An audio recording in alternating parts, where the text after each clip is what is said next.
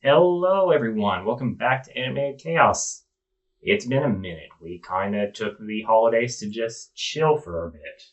Well, at least chill from longer videos, anyway. Yeah, we So- put up some smaller. Yeah, Yes. like small little tidbits here and there. Happy New Year. Happy New Year to y'all. Okay, so what are we doing? Well, by the way, I'm Kyle. They know who I am at this point. I'm Kyle. Yeah. Well, we're delving into something else. Something you all don't necessarily know about me, as I am a fan and lover of Magic the Gathering. And I just wanted to give Shy a small introduction into it a little bit, stemming largely from the fairly recent release of the Avatar: The Last Airbender set that was released, what's it been, a few months now, I think? And I just wanted to give her an introduction to this world a little bit. Do I expect her to really become fully enamored into it? No, I don't. She's got her own loves. I've got mine. I don't expect complete integration, but I just wanted to give an introduction. By the way, we have ourselves a new microphone. I really like this mic. Yeah. Shout out to my friend who bought it for me for our friend's Christmas. Yeah. So, yay, thank you. It's very exciting. This is our first time testing it out. We did some test stuff with it earlier just to get an idea of how it was going to do. And we've got things recording over here off to the side. We're hoping this is all going to turn out in terms of just good audio. And so far it seems to have. But starting things off, I just wanted to give just the most bare bones basics rundown on stuff. This is not fully comprehensive in any capacity because there's way too much in this game to just throw everything at a person and have them just fully be expected to understand it. I've only been playing since 2021, and I can guarantee you I don't understand everything. Not by a long shot. I don't have complete knowledge on all the history, all the lore, all the backstory of stuff. You won't be getting some full comprehensive anything out of me on this. So sorry to any of you who might be new. You're gonna not really be getting the best learning experience from me on this. I'm gonna be honest with you. But I'm gonna give it my best go to at least give a rundown some stuff. Okay. So, starting right off the bat is that the World of Magic the Gathering has 5 colors to it. Technically 6, but there are 5 colors. You've got green, which likes to ramp up a lot and put out a lot of lands and get a lot of big creatures out, as well as be an excellent source for mana production. Mm-hmm. You have red, which likes to do a lot of hitting with indirect attacks and do a lot of effect type damage. And it's very aggressive in its approach, but it has a tendency to run out of fuel real fast, depending on the type of game you're playing. Okay. You have blue that likes to do a lot of control. It's the one that has the ability to counter things the most frequently and the most easily, though I think every color has one counter spell to it before they really settled in on which color did what. But blue has the ability to control the board the most frequently. And to some degree struggles a little bit with mana production and getting larger creatures out. That doesn't mean it can't do it. Blue is known for being able to do pretty much everything.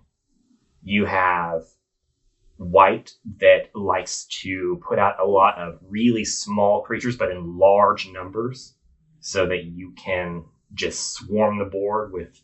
So basically just overwhelming someone. Yep. But it also likes to do things in the most fair way possible, is how they kind of made it work. So every color has a different sort of it has a different sort of like faction, if you will, and every single one of those factions is capable of doing very specific things really well and then not be able to do other things particularly well. Okay. And then as far as black goes, black is very, very good about utilizing its graveyard. So it likes to do a lot of necromancy type things, throw stuff in the graveyard and then bring it back for a cheaper cost. Okay. Win by any means necessary. Pretty much. Yes, thank you. That's exactly it. It says everything. Ah, well, there you go. And then there is actually technically a sixth color, which is colorless, which doesn't use any of the colors whatsoever and does its own thing. And it typically likes to use a lot of artifacts and stuff. So you've got a lot of... Most artifacts are colorless. Not all. Not by a long shot. But most artifacts are colorless, so they can go into any deck no matter what. Okay. They do have some major heavy hitters. Like there is a creature type called the Eldrazi that is mostly colorless. However, Eldrazi is also all 5 colors all at the same time. It's a very unique and powerful type of creature type. Okay. I'm not going to get into that one today just because that's a whole other animal in its own right. And like I said, I'm not explaining this well, and I knew I wasn't going to. I was going to give you the best rundown I could on stuff. But you also have the ability to combine multiple colors.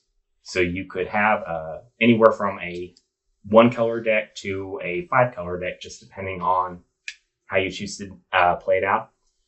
And there are multiple different ways to play. So there is like standard and modern and several other setups that like ones that only use cards from a certain era, from like the earliest days up to a certain time period. Or the modern is stuff that only goes back so many sets in all. And then anything past a certain time period of, I want to say like maybe 5 years, is no longer legal for play in that particular setting. Okay. Then there is the most popular that was actually fan created by a man named Sheldon. He has since passed, unfortunately. But he created a format called the Commander format, and it was purely fan creation. But Wizards of the Coast, the people who make the game, saw it and said, yeah, we're going to incorporate this, and it became the most popular, biggest format. Did he get paid for that? Sure he did, because he did wind up actually working with them from then on out. Okay. So, like, yeah, That's cool. Yeah. One thing about Magic the Gathering, at the very least, is they like to bring in a lot of their fans and actually listen. Sometimes it's been getting a little rougher on the. Sometimes it's been getting a little rougher on the technical side of things with the business side of things. But when it comes to actually like just paying attention, yeah, this is a company that has been known to actually pay attention to its fans. That's always good. Yeah. At least to get some say. Yeah. And I'm going to be totally honest with you. Like I've already said, I don't know all there is to know. Not by a long shot. There's just so much material for this game that it would just take getting in there and playing a game to start to understand the game. Okay. That's the best way to explain it. But I figured I could at least show you maybe a few decks, give you some kind of rundown on some stuff, and hopefully it helps to make some level of sense. This one's green right here. That's purple. The card sleeves are purple, but the cards themselves are green. Why? Okay, here we go. You have 2 decks of red. You have the blue. That says blue. That's white. That says white. Cool. That's colorless, even though it's orange. Okay, I get that. Whatever. I just put the card sleeves on there that I just had available. You don't have to. No. What I'm saying is, do you have green? Green card sleeves? Yeah. Yeah, they're in other decks. When you say sleeves? It's a card sleeve. For protecting.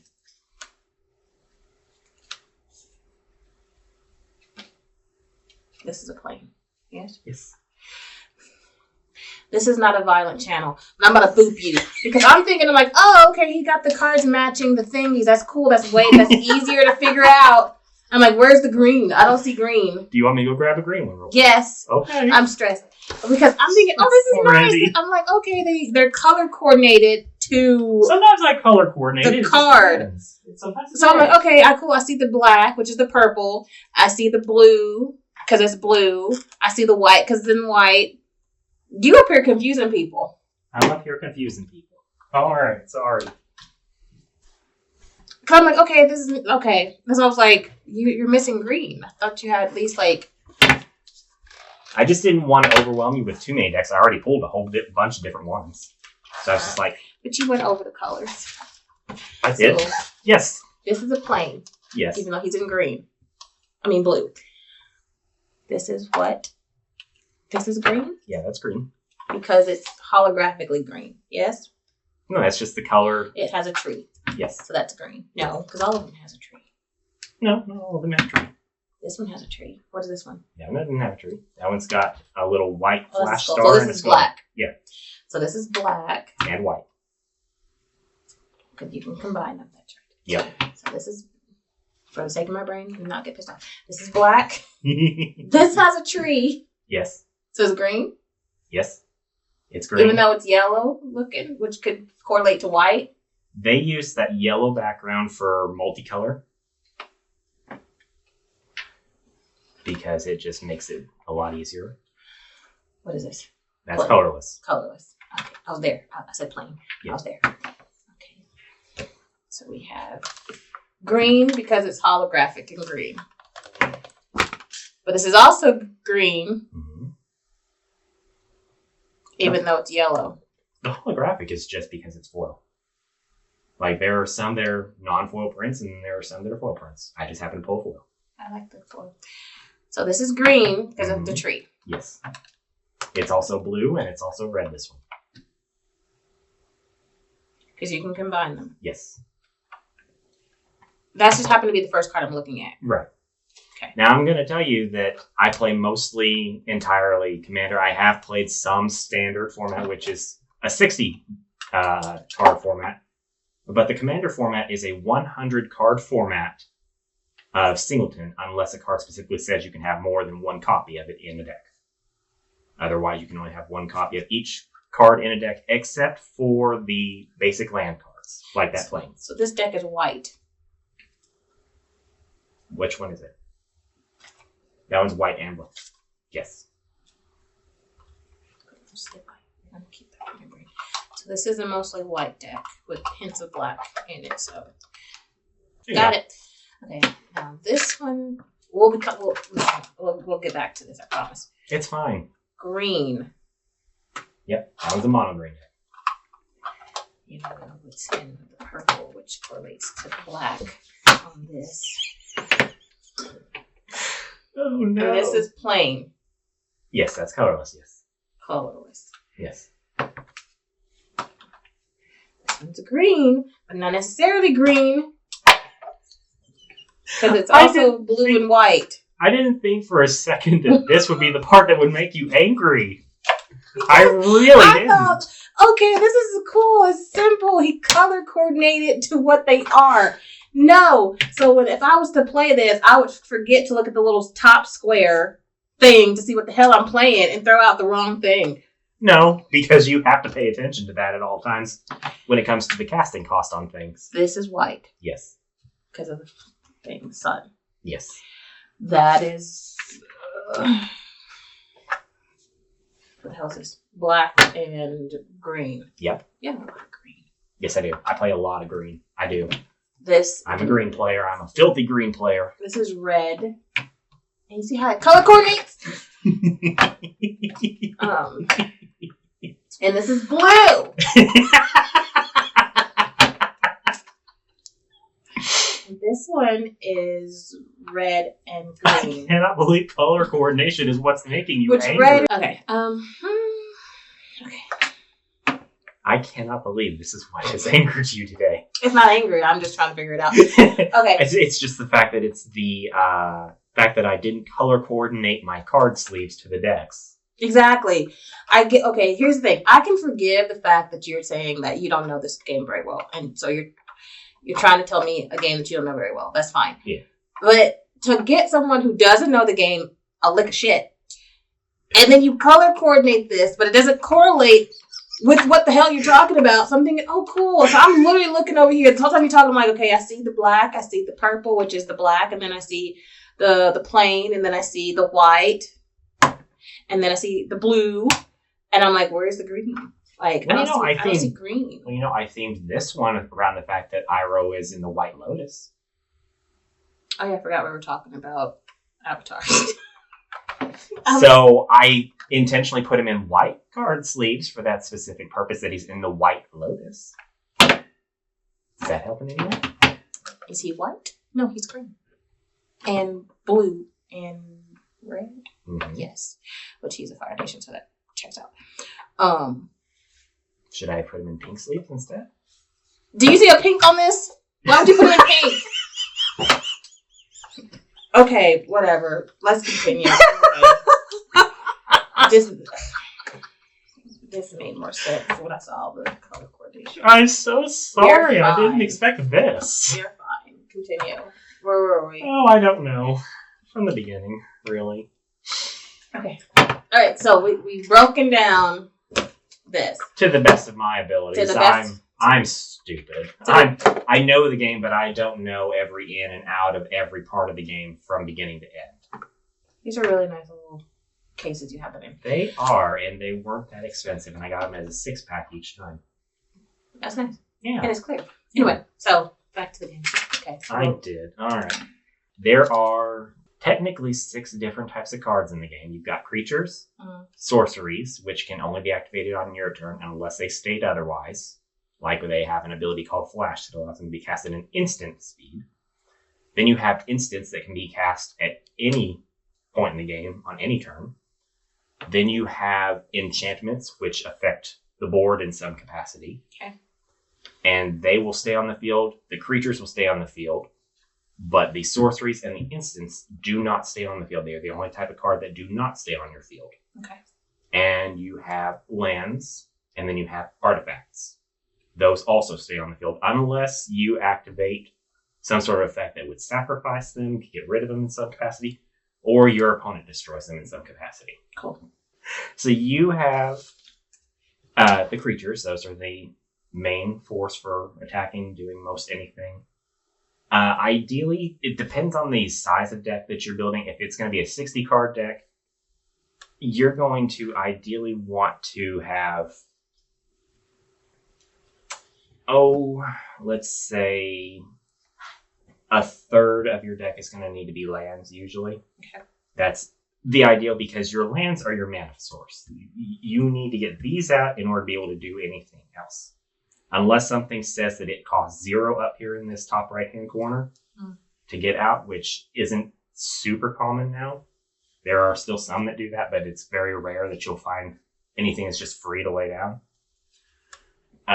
You're going to need to have mana on the field in order to be able to cast it, and then you have to have the right kind of mana on the field. So in a case of like a 3-color deck, if I wanted to get this person out, they'd have to have 1 green, 1 white, and 1 blue out in order to be able to play that particular card. Mm-hmm. Whereas with this one, because it's just a mono white deck that I built just a few days ago as an example type of deck, because I figured it's going to be a quick and easy way if I just go with a 1-color deck to kind of show as an example. Then all I really have to worry about, because I'm going to have the specific mana that I'll need, is just getting the right amount of mana to play the card. So this card right here, the Soul Ring, is known for being hands down the most broken card in the game. Because you're paying, legal most broken card in the game. Okay. Because you're paying 1 to get it out, and then it can tap for 2. So you're getting a +1 on your mana value the moment that it comes into play. Do they stay in there, or can it be knocked out? It can be destroyed. Okay. Though it's considered bad form to destroy someone's Soul Ring in the game. Just because it's the most universally used card and hands down the most broken but fair card. So basically, you're a jerk if you destroy someone's soul ring? Yes. You're considered a bit of a jerk. It's not to say that it hasn't been done, and there are certainly many effects out there where if it's just a wide sweeping thing of this destroys so much and the person has to choose it, then so be it, you know? But it's not a first choice, go after someone's soul ring. Yeah, because at the end of the day, all it is a mana generator. It's broken in its ability that it costs 1 to put out, and then it can generate 2 every time you tap it. But it doesn't do anything else. It doesn't change the whole scheme of the entire game on its own. It's just a mana ramp. Okay. It just generates more mana so you can get something bigger out sooner than the turn you would expect to get it out. Okay. So like if you were wanting to play this one that costs 4, you would expect to be able to play it on turn 4. But if you got this out early enough, you could maybe even play it on turn 2. Okay. When you say 4, that was it 2, 3, 4? Yes. Okay. Yep. So every little pip in there, with these are called pips, tells you how much it's going to cost.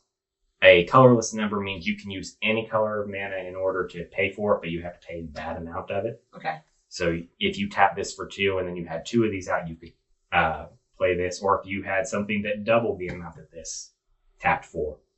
Speaking of which, you have untapped, which is this, and then you have tapped, which is this. They stay untapped until your upkeep at your next turn, unless you have a card out that would allow you to untap sooner. Okay. Does that make sense? Vaguely, yes. Vaguely, yes. All right, cool. We're at least getting somewhere, kind of. Yeah. Not really, but kind of. It's one of those where you have to play Yep. to figure it out. Right now, I'm just listening and I'm just like nodding foreign along. language. But it's like once you play, I feel like that's different. It's kind of like with the Yes. games that we played at our event. Yeah. I remembered it, but once I started playing, I was like, oh, now I get it. Yep. Everyone just got to die. That's all. That's my main goal. Is everyone just have to go. Yeah. Exactly. And it is just one of those things where the best way to learn is just to start playing and learn as you go.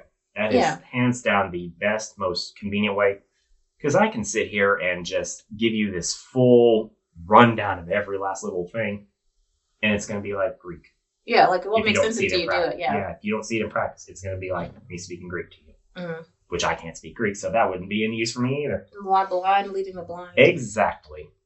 But you have creatures, and then you have some that are called legendary creatures. These ones are ones that are considered, hands down, the most important within like a story of a set or something to that effect. Mm-hmm. Or they're major known characters like Aang. Mm-hmm.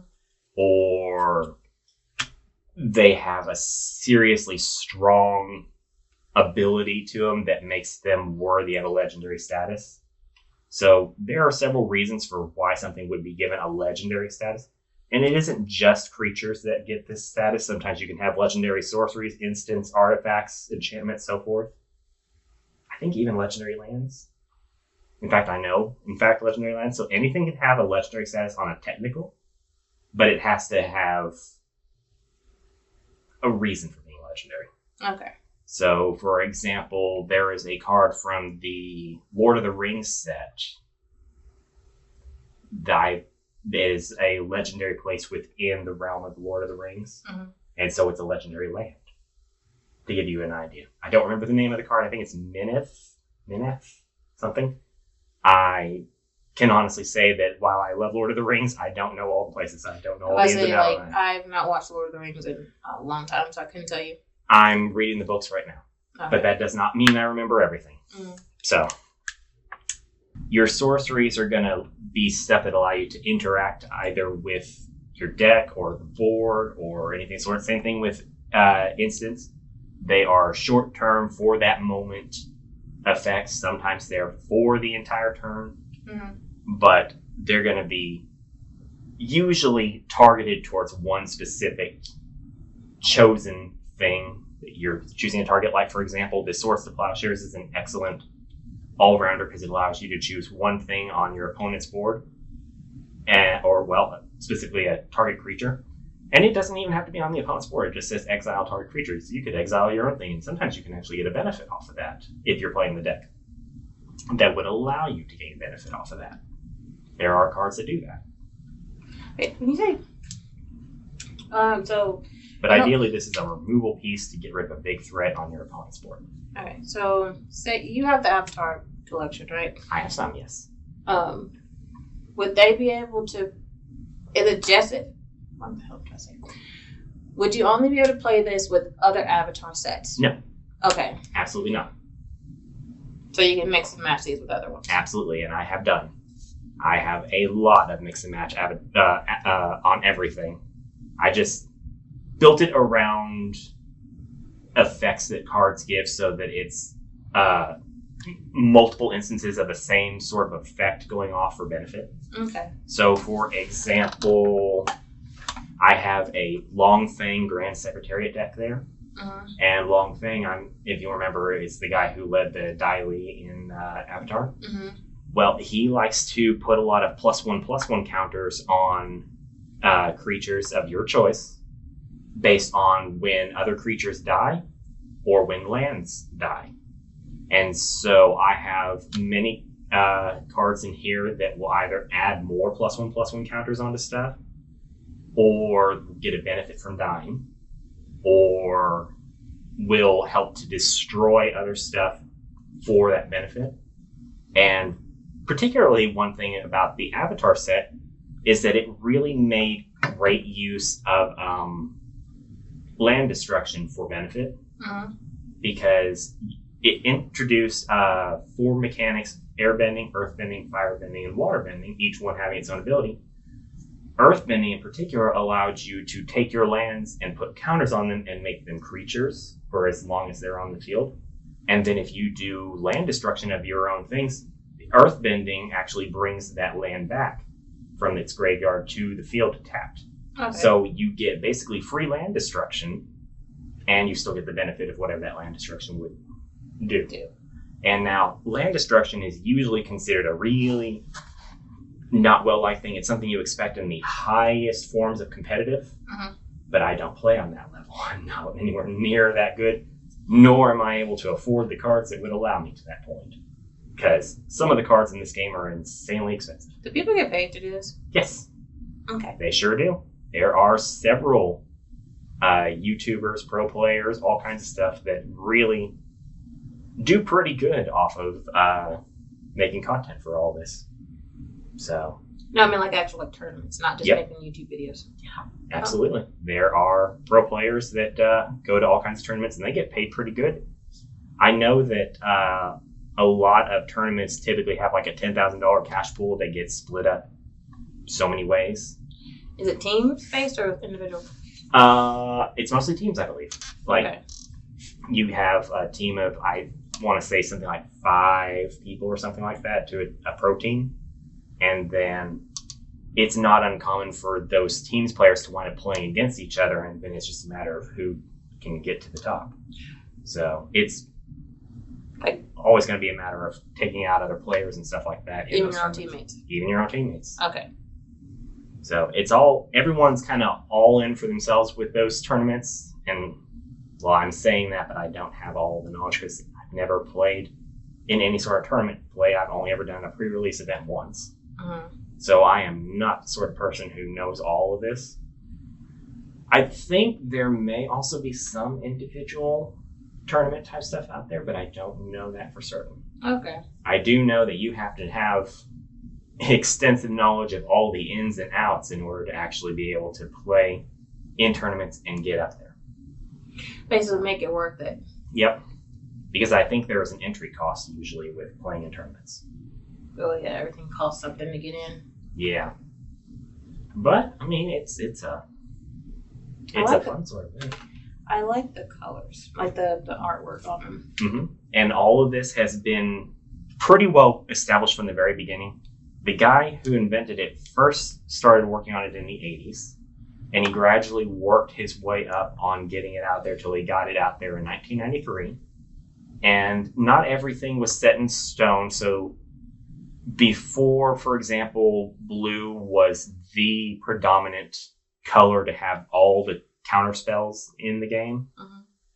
Every color has had at least one counter spell in it, but some to varying degrees of quality. And green is the one that usually has the biggest creatures, but it also is the one that is known for getting the most ramp out so that you can get more land out faster so you can play your bigger creatures sooner. And red is the one that is known for being able to do the most indirect damage by casting an instant or sorcery spell that deals damage directly to a creature or a player or something to that effect. But it's not through an attack, it's through a card activation. Okay. Mm-hmm. And then white's great for generating a lot of token cards. So let me see. Because there is also tokens. I was wondering what the cards are in the back were. Yep. Usually I just have tokens back there. Sometimes I have other cards for like swapping out in a deck if I'm like, okay, this card didn't play out so good, but I have some other things in the background to consider. But you have... So this card allows you to copy someone else's thing? Or typically it would allow you to put a copy of something you already have on the board out. So double it? Mm-hmm. So, like, for example, that copy card in specific... This card, and then you can put this on top of it, and it doubles it?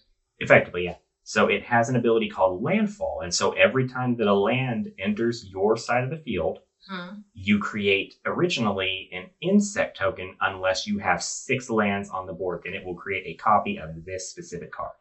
Okay. Now, in order to represent that, I would probably put it under like that just so that the other players would know, hey, this is a specific copy of this. And then every time a land comes out onto the field, it would generate another copy of this. And then the copy would have the same abilities as the original. So then they're both going to trigger. And then they'll both trigger again the next time, and so forth and so on. So you can get a lot of token copies out really fast of a specific creature that has landfall like that. Okay. Mm-hmm. But every card has, even if it has the same sort of ability, like multiple cards have landfall, that this specific deck has, I think, just the one landfall trigger, but the Boomy deck is a landfall focused deck. Okay. There's multiple different abilities that can come off of landfall in that case. Okay. How come these are two-sided? Excuse me. Some of them are just printed double-sided and some are not. Okay. Yep. So just deciding which side you want to use? Yeah. Okay. Typically, how long does it take to play this? Well, usually you're going to play in a pod of 4 people. Sometimes you'll play with more, sometimes with less. My typical friend group that I play with is usually around 3 players, but sometimes we get a 4th in there.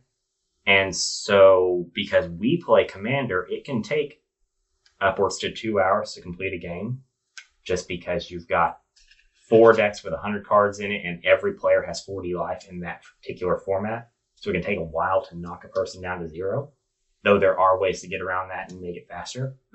Like, for example, in the Commander format, there is a specific condition called Commander Damage. And once your Commander, which is the lead card in the deck, the one that you're basing your entire color scheme and strategy around, hits the player for 21 total damage, that player is just out. Okay. They have lost. That's the end of it for them on that game. Okay. But typically you want to try to knock a person out of all their 40 life, but there's also the ability to mill, which is the ability to just send cards from the top of a player's deck to the grave. Okay. So that's another strategy. And then if they cannot draw on the top of their turn, then they're out. Or there is just reaching a certain natural point in the game where, let's say, you've just got an overwhelming board and the person just concedes. Like, there's many different ways to decide that. There's special counters called poison counters. And the poison strategy, toxic strategy, whatever you want to call it, is generally not well received in some areas because you need just 10 poison counters to knock a person out. So it's too short. It can be. It just depends on how you choose to play the deck, how you choose to build the deck. If you're someone who can ramp the deck out real fast and get a lot of poison out there and then hit your opponent directly and just get 10 counters on them real fast, you can knock them out real fast with poison counters. Okay, so just suffocate you with poison. Yep. There's also, from the Fallout set, rad counters, which are radiation counters, and they will force you to mill so many cards based on how many rad counters you have. Okay. So there are many different ways, and it's just a matter of how you choose to build the deck and how you choose to play it. With the Long Fang deck I have here, most of my thing is just focused on getting +1/+1 counters on my creature to make them bigger, and then just hitting with a lot of big creatures. That's literally the main focus of this deck, is just, hey, let me hit you real big with stuff and take your life out real fast. That'd be me. Okay, so these are the main things you'd want to have on what do you call it? The field? Yep. Field. Yep. These, so what is that, 6 cards? Yep. So 6 cards out. Do you need one to have to represent everything, or just your best No, friend. it's just a matter of what you can get out on the board. Okay. Like, these are just the 6 different main types of cards that exist. You have to have these out in order to do anything else, but it's just a matter of how you choose to build a deck. I've got a deck over there that I didn't pull over here that's focused towards artifact cards and getting synergy off of that. Okay, another question. Are you taking each other's cards like while you're playing? No. Well, I mean, you can take control of someone's cards in the game if you play the right card for that. But no, you're not taking someone's cards. Okay, so permanently. I know. Well, so that's what I mean, yeah. Well, actually, I'm glad you asked that, because in the earliest days of the game, there was an ante that you were required to have if you played cards that had ante in them. And so you had to ante up the top card of your deck, and whoever won that card. those cards. To the end of the game?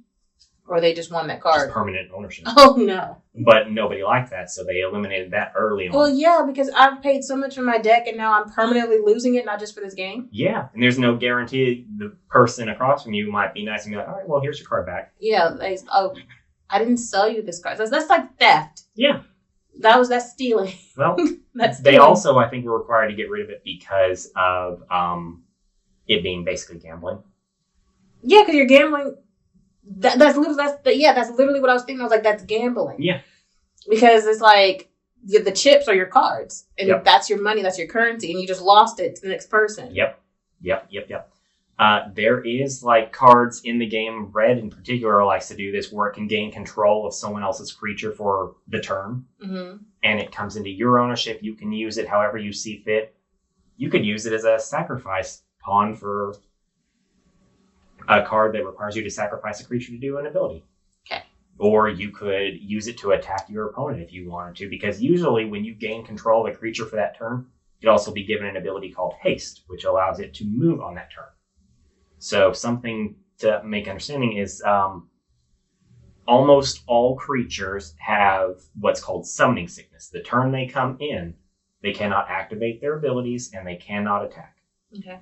However, the next turn, you are capable of doing so. But if they have an ability printed on them called Haste, they have the ability to do anything that is able to be done on the card right then and there on that turn. Okay. You don't have to wait. Nope. Okay, another question. Yes. So you start out with 6 cards. You actually start with 7 cards in your hand. Okay.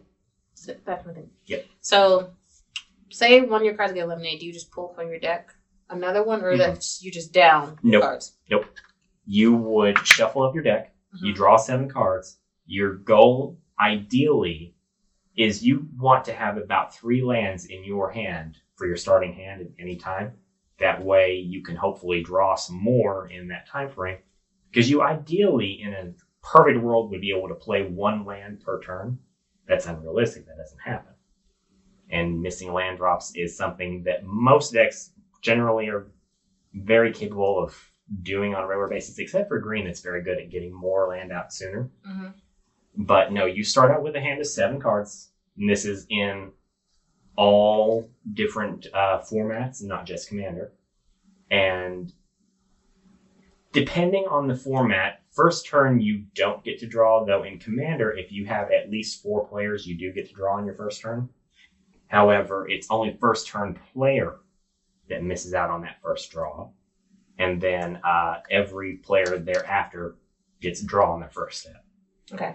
However, in Commander, if you're doing a 4 turn, or 4 people minimum, then even the first turn player gets a draw on their first turn. It's kind of like compensation for being the first turn player and not having anything to interact off of, really. You would start with 7 cards in hand. You'll play a land. If you have a 1 cost something, you might play it if you can. Like, this is a 1 cost, but you wouldn't play this on first turn because it has nothing to interact with. Okay. But if you had this first turn and you played a land, then you play this out already. You've got 3 mana on the board for your next turn. Okay. So, and then there's like ultimate success combos, if you will. Like, let's say you had a land in your hand, then you got a Soul Ring also in your hand, and then you had another artifact called the Arcane Signet, which costs 2 to play. It's 2 colorless to play, and then you can tap it for any 1 color of your choice in your commander's color identity. So let's say you got this out, then you got this out, then you got that arcane signet out. Then maybe you had a 1-cost creature in hand and you could tap that artifact and get a 1-cost creature out. You've already got 4 mana on the board first turn and you've got a creature to defend yourself with. Okay. That's like a god tier turn, but that doesn't happen often. So let's just say that you got that lucky. All right, so you have 7 cards. Yep. Start with 7 cards in your hand. You draw for first turn unless it's a specific format where you wouldn't. Because typically in most tournaments, it's going to be 1-on-1. Okay, when you say draw, are you drawing from your own deck or are you drawing from like a central deck that everyone else? You draw from your own personal deck. Okay. Yep. You don't get to pick, it's whatever card's on top? Yep. Which one's yet? You don't get to pick? You don't get to pick. Okay. It's just whatever's on top. And what if you don't need that? Well, you just hold on to it in your hand until you're ready to play. It's like, I don't need you right now, but okay. Yeah. You don't get to choose what you want. It's going to be random. You shuffle up your deck. You draw. And hope for the best. And hope for the best. And you just play it out from there. Destroy target attacking creature. So that would be what, that one? Yeah. Let's say this one was coming at you for an attack. You put this one? Then you just play that if you had the 3 mana, and then this would get destroyed. Okay. And it would go to the graveyard. Would it get destroyed though? Yes. Yes. Because this is 3. Okay. Oh, the cost of that doesn't have any effect on it. It's just whatever it says to do. Destroy target attacking creature. Yep. So, higher cost things are not necessarily like higher precedence over something that's lower cost. Lower cost things can be more powerful. Okay. So, one more thing. Yes. What are those? Okay. The ones that are split. Mm-hmm. Damn, where is it? Where are the ones that split between? Can you see the red ones? Yeah. Okay. It's black and green. But it has a 1. So is that still 3, or is that like? That's still 3 cost. What that is, that's called hybrid mana. Okay. And it gives you the ability to choose whether you want to use black mana or green mana. Okay. And this is fairly rare, although they're trying to make it more common now. With the hybrid? To have the hybrid mana on a lot of cards. It's been around for a while, but only like somewhere between 60 and 100 cards in all of the thousands of cards that exist have ever really had this, but they're starting to add more and more of them in these recent editions. And so he costs 3 to play, but if all you had was like 3 black mana on your field, you could still play him. It'd be perfectly fair to do so.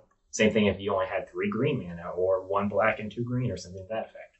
Yeah. As long as you have the correct amount of mana to play, you're fine. Okay.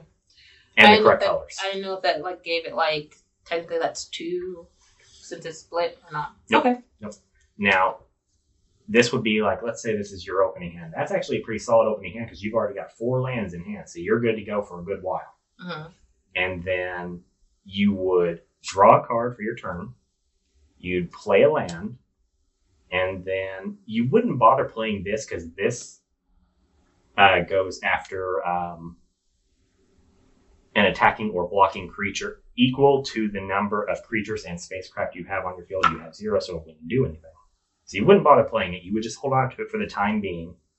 And then you would just, when it comes to your turn, you draw again and you keep going, playing more land.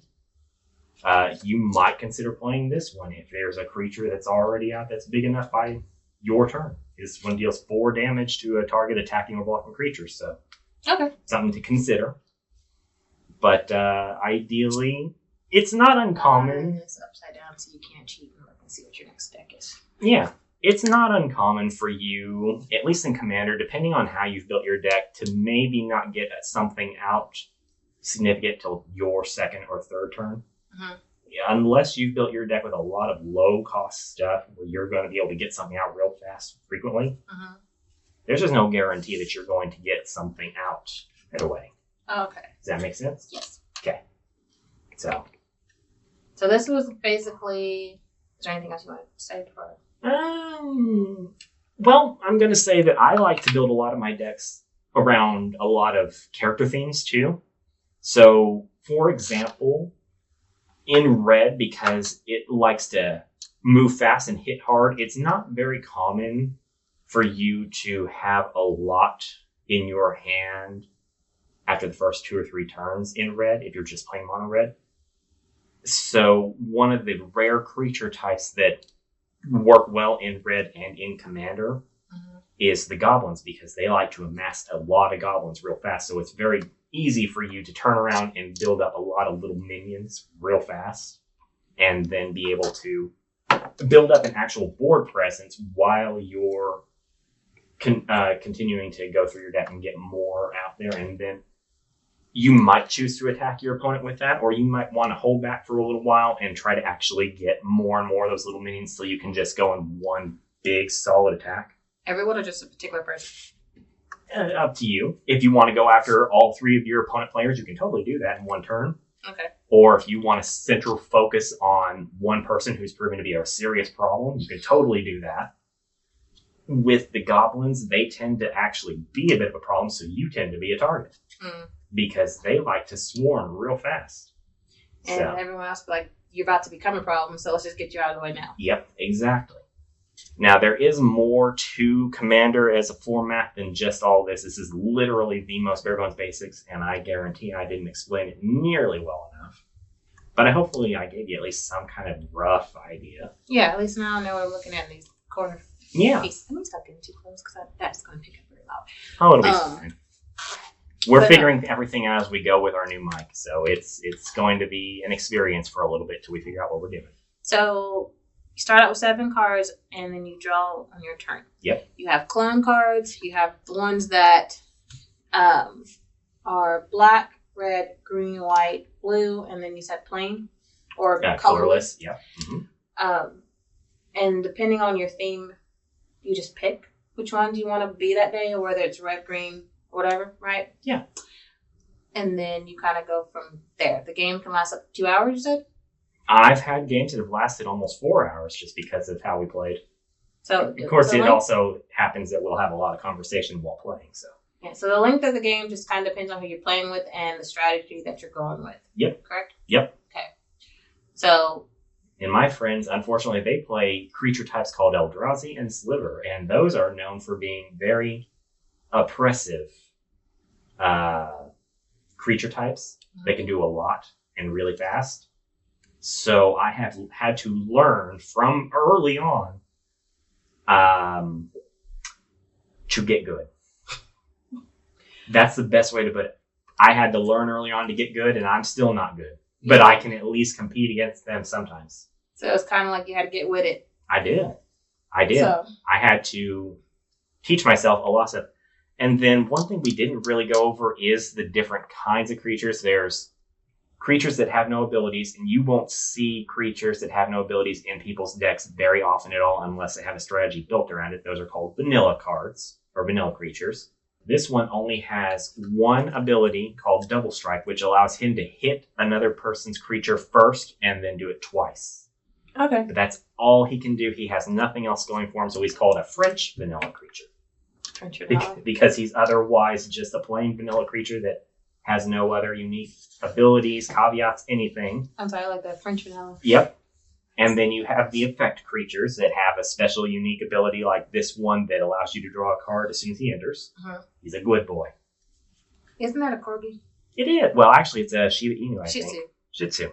No? No, it's a Shih Tzu. Okay. Did I say it right? It's either a Shih Tzu or a Shiba Inu. It's Spirited Champion.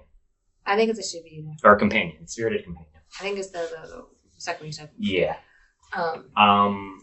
Yeah. So basically... Yeah. There's a lot to this game. This is a terrible bare bones basic start to anything, really.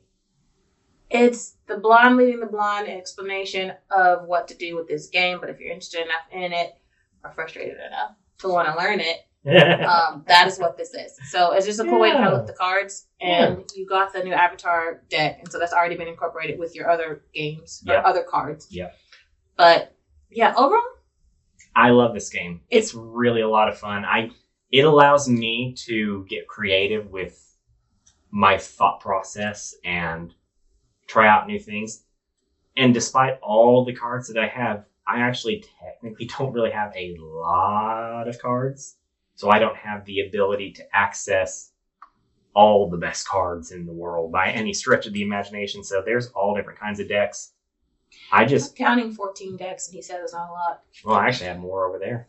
I counted the ones I see right there. There's 1, 2, 3, 4, 5, 6, 7, 8, 9, 10, 11, 12, 13, 14.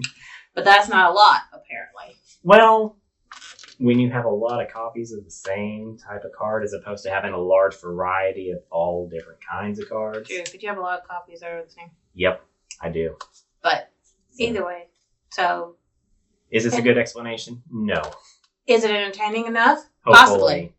Possibly. So anyway, we will see you guys in the next episode. Please like and subscribe. Let us know what you want to see next. This new year, we are trying out different stuff. Yep. We're going to try to explore a little bit more, doing more reactions, whether it's music, anime, movies. If, like, we go to the movies and do a reaction like we did with the Five Nights at Freddy's, stuff like that. Yeah, that actually went over really, really well. Yeah, so I'm hoping to do more of that. See you next time. Later.